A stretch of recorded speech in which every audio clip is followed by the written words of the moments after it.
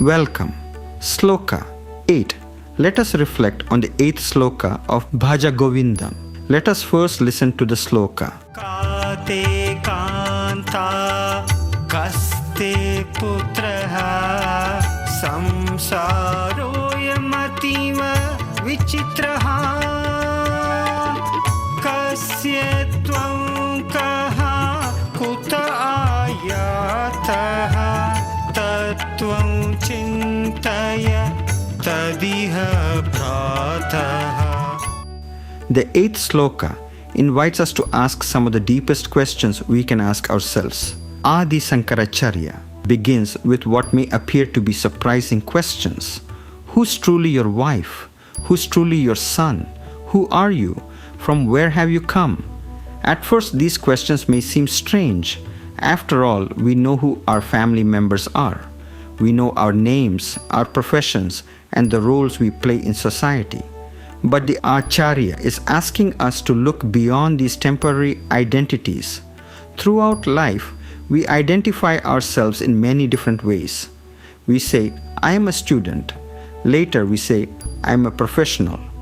Then perhaps, I am a husband, I am a wife, I am a father, I am a mother, or I am retired. These identities are all meaningful. They help us fulfill our responsibilities, but they are not our complete identity. Every one of these roles changes with time. A student graduates, children grow up, parents grow old, careers begin and eventually come to an end. Life itself constantly changes. If our identity depends entirely upon these temporary roles, we may feel lost whenever circumstances change. Shankaracharya therefore asks us to look deeper, beyond every role, beyond every title, beyond every relationship. Who are we really?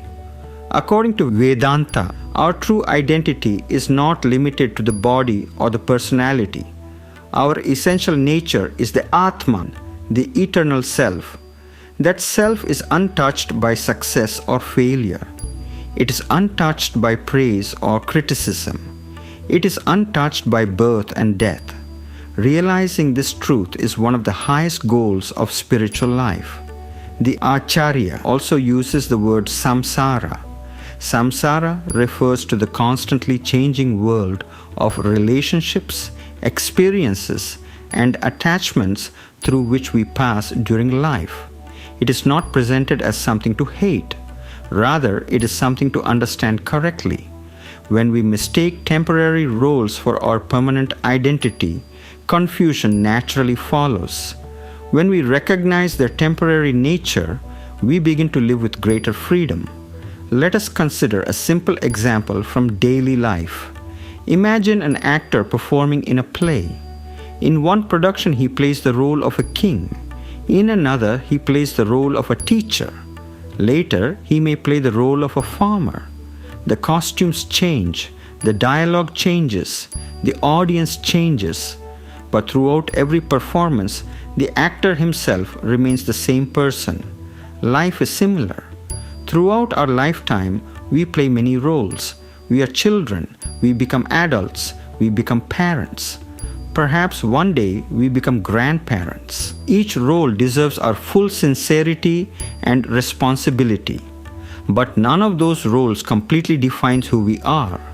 Remembering this brings great peace. When success comes, we remain humble. When difficulties arise, we remain hopeful. When change inevitably arrives, we adapt with greater wisdom. The 8th sloka encourages us to look inward regularly, not to escape the world, but to understand ourselves more deeply while living in the world.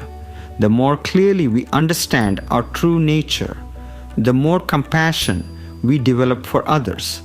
We realize that everyone is passing through changing circumstances. Everyone is searching for happiness.